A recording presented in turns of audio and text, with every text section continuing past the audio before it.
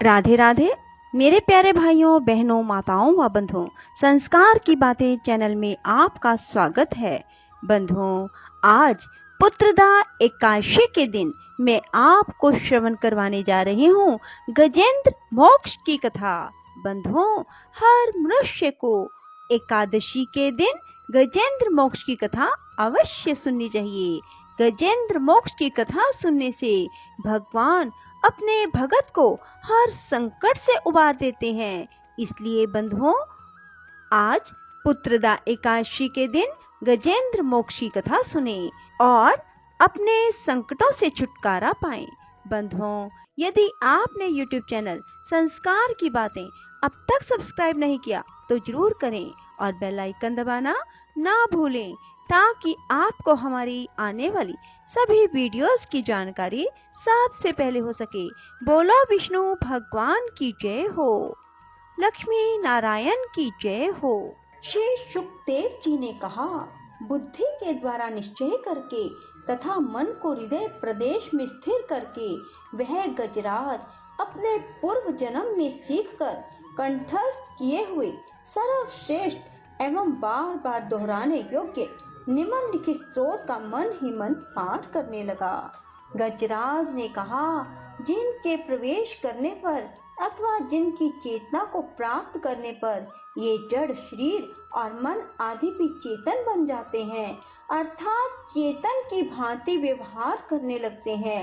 ओम शब्द के द्वारा लक्षित संपूर्ण शरीरों में प्रकृति एवं पुरुष रूप से प्रविष्ट हुए उन सर्वसमर्थ परमेश्वर को हम मन ही मन नमन करते हैं, जिसके आधार पर यह विश्व टिका है, जिनसे यह उत्पन्न है, जिन्होंने इसकी रचना की है, जो स्वयं ही इसके रूप में प्रकट हैं, फिर भी जो इस दृश्य जगत से एवं उसकी कारणभूता प्रकृति से सर्वथा परे एवं श्रेष्ठ हैं, उन अपने आप पैदा हुए अर्थात स्वयंभू बने हुए भगवान की मैं शरण लेता हूँ।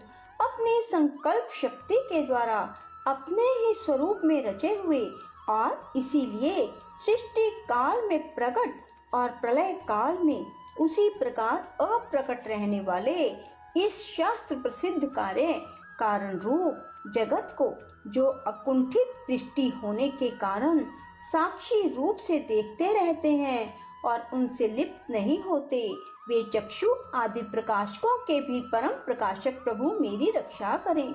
समय के प्रवाह से संपूर्ण लोकों के एवं ब्रह्म आदि लोकपालों के पंचभूतों में प्रवेश कर जाने पर पंचभूतों से लेकर महत्त्व पर्यंत संपूर्ण कारणों के उनकी परम कारण रूपा प्रकृति में लीन हो जाने पर उस समय दुर्गे तथा अपार अंधकार रूप प्रकृति ही बच रही थी।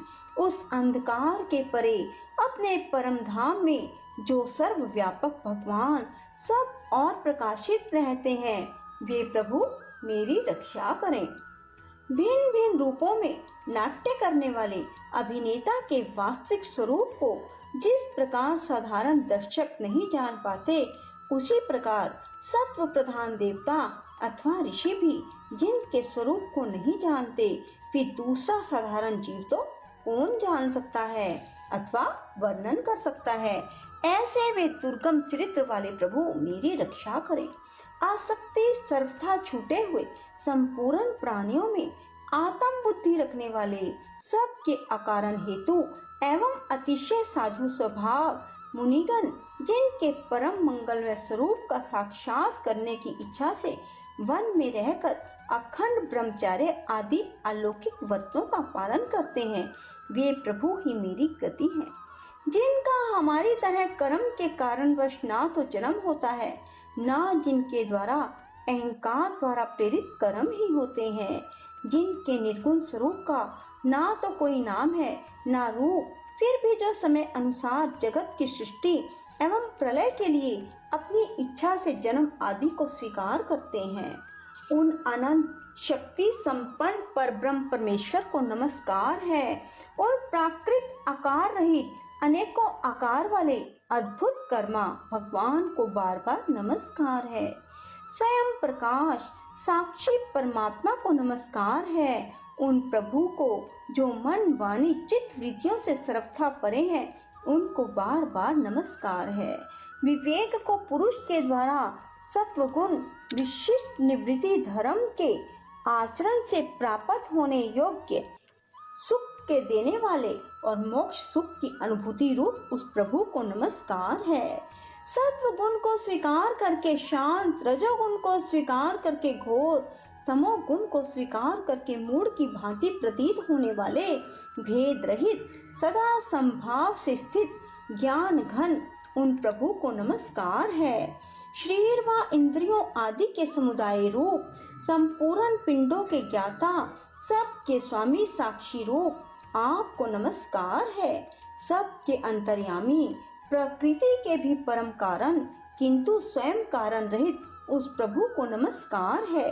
संपूर्ण इंद्रियों एवं उनके विषयों के ज्ञाता, समस्त प्रतीतियों के कारण रूप संपूर्ण जड़ प्रपंच एवं सबकी मूलभूत अविद्या के द्वारा सूचित होने वाले, संपूर्ण विश्व में अविद्या रूप से भासने वाले आपको नमस्कार है। सबके कारण किंतु स्वयं कारण रहित, कारण होने पर भी परिणाम रहित होने के कारण अन्य कारणों से विलक्षण कारण आपको बारंबार नमस्कार है। संपूर्ण वेदों शास्त्रों के परम तात्पर्य, मोक्ष रूप एवं श्रेष्ठ पुरुषों की परम गति भगवान को नमस्कार है। जो त्रिगुण रूप काष्ठों में छिपे हुए ज्ञान में अग्नि है, उक्त गुणों में हलचल होने पर जिनके मन में सृष्टि रचने की बाह्य वृत्ति जागृत हो जाती है, आत्म तत्व की भावना के द्वारा विधि निषेध रूप शास्त्र से ऊपर उठे हुए ज्ञानी महात्माओं में जो स्वयं प्रकाशित रहते हैं, उन प्रभु को मैं नमस्कार करता हूँ।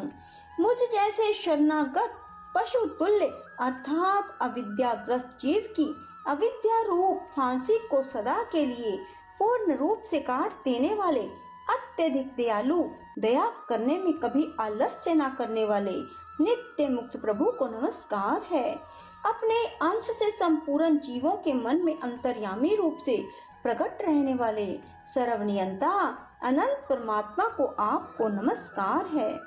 शरीर, पुत्र, मित्र, घर, संपत्ति एवं कुटुंबियों में आसक्त लोगों के द्वारा कठिनता से प्राप्त होने वाले मुक्त पुरुषों के द्वारा हृदय में निरंतर चिंतन करने वाले ज्ञान स्वरूप सर्वसमर्थ भगवान आपको नमस्कार है।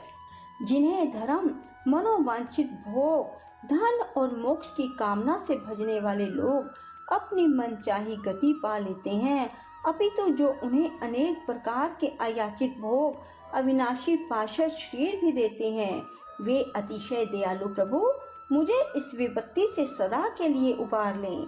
जिनके अनन्य भक्त जो वस्तुतः एकमात्र उन भगवान को ही शरण है, जो धर्म, अर्थ आदि किसी भी पदार्थ को नहीं चाहते, अपितु उन्हीं के परम मंगलमय एवं अत्यंत विलक्षण चरित्रों का गान करते हुए आनंद के सागर में गोते लगाते रहते हैं।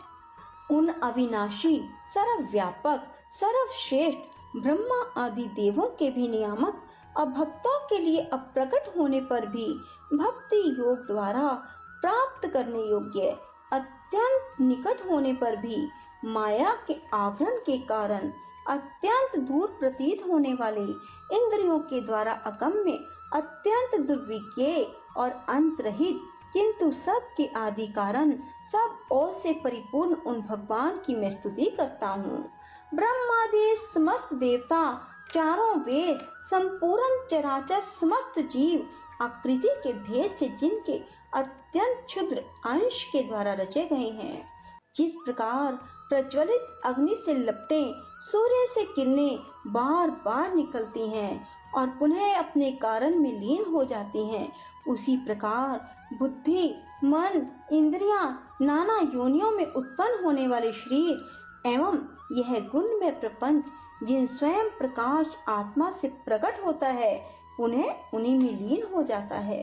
वे भगवान वास्तव में ना तो देवता है, ना असुर, ना मनुष्य, ना तिर्यक, ना वे स्त्री, ना पुरुष, ना नपुंसक ही हैं। ना वे कोई जीव जिनका इन तीनों ही श्रेणियों में समावेश ना हो सके।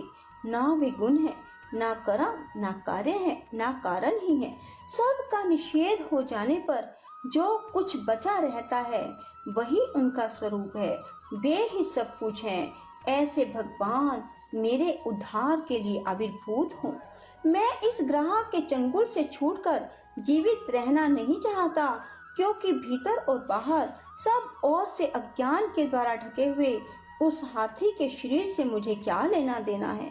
मैं तो आत्मा के प्रकाश को ढक देने वाले उस अज्ञान की निवृत्ति चाहता हूँ, जिसका कालक्रम से अपने आप नाश नहीं होता, अपितु भगवान की दया से अथवा ज्ञान के उदय से होता है। इस प्रकार मोक्ष का अभिलाषी मैं विश्व के रचिता, स्वयं विश्व के रूप में प्रकट तथा विश्व से सर्वथा परे, विश्व को खिलौना बनाकर खेलने वाले, विश्व में आत्म रूप से व्याप्त अजन्मा सर्वव्यापक एवं प्राप्त होने योग्य वस्तुओं में सर्वश्रेष्ठ श्री भगवान को प्रणाम करता हूँ। उनकी शरण में हूँ, जिन्होंने भगवत भक्ति रूप योग के द्वारा कर्मों को जला डाला है। वे योगी लोग उसी योग के द्वारा शुद्ध किए हुए और अपने हृदय में जिन्हें प्रकट हुआ देखते हैं, उन योगेश्वर भगवान को नमस्कार करता हूँ। जिनकी त्रिगुण आत्मक शक्तियों का राग रूप वेग असह है, जो संपूर्ण इंद्रियों के विषय रूप में प्रतीत हो रहे हैं, जिनकी इंद्रियां विषयों में ही रची बची रहती हैं, ऐसे लोगों को जिनका मार्ग भी मिलना असंभव है, उन शरणागत रक्षक एवं अपार शक्तिशाली आपको बार बार नमस्कार है। जिनकी अविद्या नाम शक्ति के कार्य रूप अहंकार से ढके हुए अपने स्वरूप को यह जीव जान नहीं पाता, उन अपार महिमा वाले भगवान की मैं शरण में हूँ। श्री सुखदेव जी ने कहा, जिसने पूर्वोक्त प्रकार से भगवान के भेद रहित निराकार स्वरूप का वर्णन किया है, उस गजराज के समीप जब ब्रह्मा आदि कोई भी देवता नहीं आए, जो भिन्न भिन्न प्रकार के विशिष्ट विग्रहों को ही अपना स्वरूप मानते हैं, तब साक्षात श्री हरि, जो सबके आत्मा होने के कारण सर्वदेव स्वरूप हैं, प्रकट हो गए। उपयुक्त गजराज को इस प्रकार दुखित देखकर तथा उसके द्वारा गाई हुई स्तुति को सुनकर सुदर्शन चक्रधारी चक्राधार भगवान इच्छा अनुरूप वेग से चलने वाले गरुड़ जी की पीठ पर सवार हो स्तवन करते हुए देवताओं के साथ तत्काल उस स्थान पर पहुंच गए जहां पर वह हाथी था। सरोवर के भीतर महाबली ग्राहक के द्वारा पकड़े जाने पर दुखी हुए उस हाथी ने आकाश में गरुड़ की पीठ पर चक्र को उठाए हुए भगवान श्री हरि को देखकर अपनी सूंड को, जिसमें उसने पूजा के लिए कमल का फूल ले रखा था, उसे ऊपर उठाया और बड़ी ही कठिनता से सर्व पूज्य भगवान नारायण आपको नमस्कार है, यह वाक्य कहा। उसे पीड़ित देखकर अजन्मा श्री हरि एकाएक गरुड़ को छोड़कर नीचे सरोवर पर उतर आए। वे दया से प्रेरित हो ग्रह सहित उस गजराज को तत्काल सरोवर से बाहर निकाल लाए और देवताओं के देखते देखते अपने चक्र से उस ग्रह का मुख काटकर उसके चंगुल से हाथी को उबार लिया। बोलो विष्णु भगवान की जय। राधे राधे। जय श्री कृष्णा। बंधुओं, यदि आपको हमारी वीडियो पसंद आए तो इसे लाइक करें और शेयर भी जरूर करें। धन्यवाद।